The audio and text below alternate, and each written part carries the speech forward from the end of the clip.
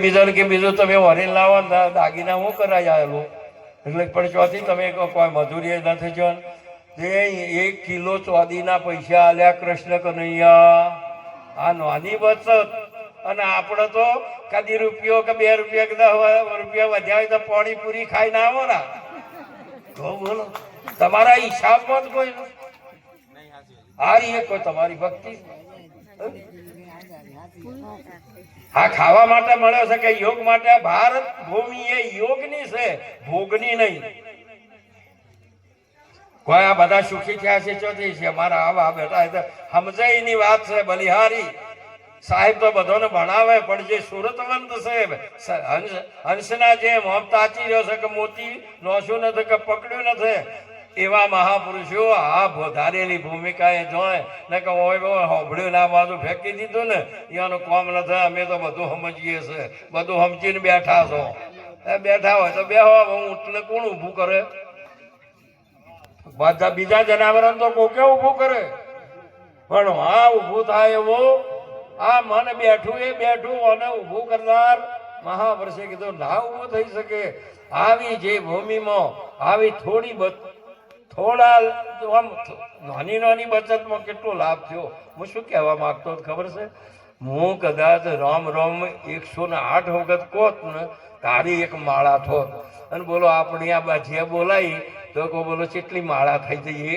એક ફેરો તમે 5 ફેરા બોલ્યા છો તોય આ 5 માળાઓ થઈ જાય. એમ કહું છું આપણે કેટલા જણા બેઠા છે, કેટલી માળા કરી દીધી એક ઘડી દોડની અંદરીઓ.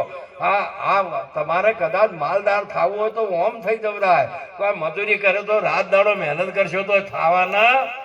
આ જમે થાય એવું નથી. મહાપુરુષે જમે કરવું હોય તો સંતના જોડે જોઈએ.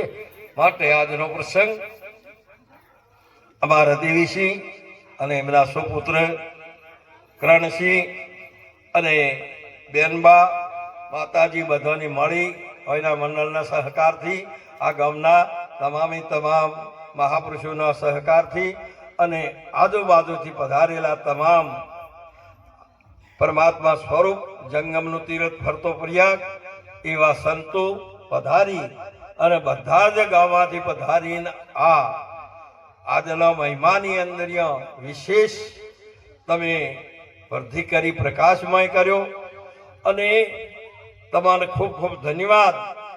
એને તો ખૂબ ખર્ચ કર્યું એ વાત હમણાં વાત કરતા હતા મારે અમરસિંહજી કે આટલું બધું એમને કરીને આપણે બહાર્યા છે પરંતુ એમના બધા પૈસો કરતા તમે સમયે જે સમયનો ફાળો આપ્યો ને એ વધારે છે. એમ કહું છું કોઈ કે આમાં કોઈ ના આવ્યા તો કઈ તો બેહીરો.